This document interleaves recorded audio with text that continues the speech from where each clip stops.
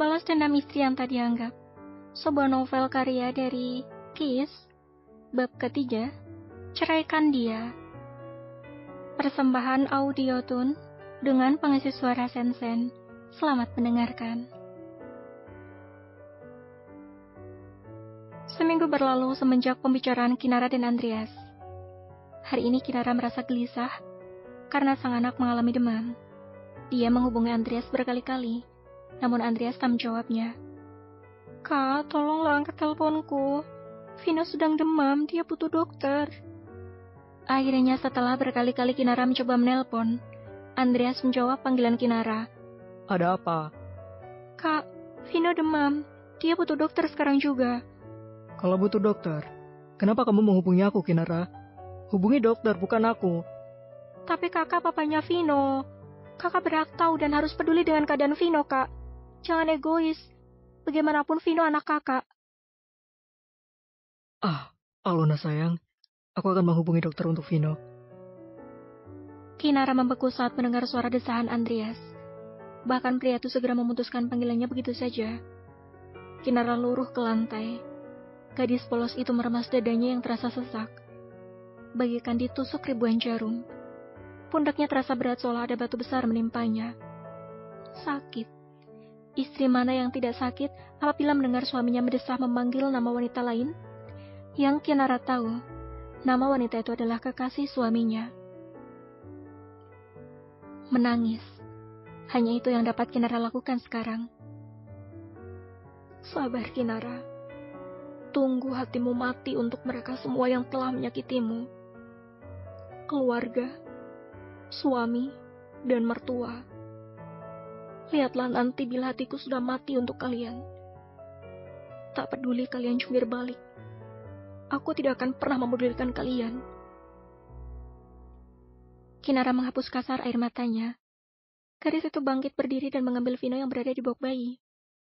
Dia menimang bayi mungil itu dengan penuh cinta. Vino terus menangis. Sabar ya sayang, dokternya lagi menuju ke sini. Sebentar lagi Vino akan sembuh. Kinara tersenyum lembut dengan bola mata yang berair. Tak berselang lama, pintu kamarnya diketuk. Kinara membukanya. Terlihat seorang dokter tampan bertubuh kekar bak seorang atlet, berdiri di depan pintu kamar Kinara. Boleh saya masuk? Tanya dokter itu datar dengan suara baritonnya. Boleh dok. Kinara menyingkir dari pintu mempersilahkan dokter tersebut masuk. Vino diletakkan di atas tempat tidur Andreas. Dokter itu pun memeriksa Vino dengan teliti. Kinara menggigit jarinya karena merasa khawatir pada sang anak. Bagaimana keadaan anak saya, dok? Dia baik-baik saja kan? Tanya Kinara dengan suara yang bergetar menahan tangis. Dokter tersebut pun menoleh ke samping menatap Kinara dengan tatapan penuh arti. Anak Anda mengalami demam. Namun tidak ada obat pada demam yang dialami anak Anda. Maksud Anda apa, dokter? Kinara bertanya dengan suara serak karena air matanya kembali luruh membasahi pipi. Membuat dokter tampan itu merasa iba. Dia merindukan papanya.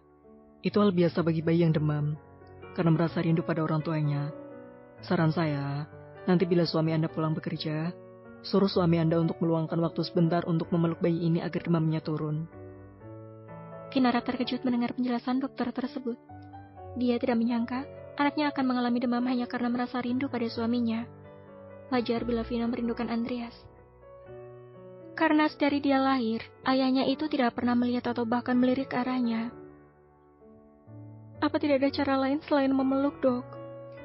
Suami saya sedang berada di luar kota. Bohong Kinara karena tak ingin orang luar berprasangka buruk pada Andreas. Ada. Selimuti anak Anda dengan baju ayahnya. Itu berguna untuk menurunkan demamnya. Dan ini, ada beberapa vitamin yang harus Anda minum sebelum menyusui. Berhubung anak Anda masih berumur 1 bulan, jadi tidak mungkin dia mengkonsumsi obat. Anda mengerti maksud saya, kan? Kinara menganggukkan kepalanya cepat, memasang senyuman tulus membuat dokter tampan itu menarik sudut bibirnya kecil. Kalau begitu saya pamit undur diri. Terima kasih Dokter Fahri. Dokter tampan itu yang baru saja memegang gagang pintu pun berbalik menatap Kinara. Saya bukan Dokter Fahri. Saya temannya. Kebetulan Dokter Fahri sedang sibuk, jadi saya menggantikan beliau datang ke sini. Setelah mengatakan itu, dokter tampan itu keluar dari kamar Kinara, meninggalkan gadis polos itu. Kinara pun segera mengambil kemeja Andreas dari lemari, lalu segera menyelimuti Vino yang dari tadi merengek. Kenapa bisa rindu sih sama papa, nak? Jangan rindu sama papa ya, sayang. Cukup kali ini kamu rindu. Mama tidak ingin kamu sakit hati nantinya, kalau tahu apa arti kita di mata papa kamu. Kinara bergumam pelan mengecup kening bayinya yang mulai tenang. Tak lupa Kinara meminum vitamin yang diberikan oleh dokter tampan itu, karena sebentar lagi dia akan memberikan ASI pada Vino. Setelah beberapa menit Vino tak lagi merengek, bayi mungil itu malah tersenyum polos, membuat air mata Kinara kembali luruh. Lihatlah, Kak. Ikatan batin antara kamu dan Vino sangat kuat. Kenapa kakak tidak mau melihat Vino yang sedang sakit? Dia membutuhkan kakak. Tapi kakak mau enak-enakan dengan Kak Luna. Kinara terisak dalam diam seraya menyusui Vino. Andreas benar-benar kejam. Selain tak menganggap kehadiran Kinara, dia juga tak menganggap kehadiran Vino anak kandungnya. Akhirnya, si bayi mungil itu kembali terlelap nyaman dengan kemeja besar sang ayah menyelimuti tubuh kecilnya. Kinara meletakkan Vino kembali ke dalam box bayi. Dia mengecup kening sang anak penuh cinta. Setelahnya Kinara membentangkan selimut tebal di lantai dan merebahkan tubuhnya yang sangat lelah hari ini. Sayang, aku pulang dulu. Andreas bangkit dari sofa berjalan menuju pintu apartemen Aluna. Emang luka di kaki kamu sudah baikan? Tanya Aluna manja melirik kaki Andreas yang terlihat pincang saat berjalan. Tidak apa-apa lagi sayang, tadi kamu sudah memicitnya, jadi mungkin besok sudah baikan juga. Mungkin besok-besok kamu harus hati-hati jalannya. Lihatlah, terkilir kan jadinya karena kamu tidak hati-hati. Omel Aluna menghampiri Andreas lalu memeluk manja tubuh kekasihnya itu. Mereka sudah menjalani hubungan gelap di belakang Kinara. Namun Andreas tahu batasnya. Dia tak sampai pada hubungan tak sehat dengan Aluna. Sayang, kapan kamu akan menceraikan Kinara? Tanya Aluna manja mengelungkan kedatangan di leher Andreas. Andreas termangu mendengar pertanyaan dari Aluna. Sampai sekarang, tidak pernah terbesit untuk menceraikan Kinara. Sayang, kenapa kamu diam? Apa jangan-jangan kamu sudah jatuh cinta pada si burik itu ya? Santak Aluna dengan bola mata berkaca-kaca, membuat Andreas tak tega. Dia segera menarik Aluna ke dalam pelukannya, mencoba menenangkan kekasih hatinya itu. Baiklah, beri aku waktu sayang. Kapan? Ini sudah 1 tahun kamu, Andreas. Aku ini wanita, aku butuh kepastian.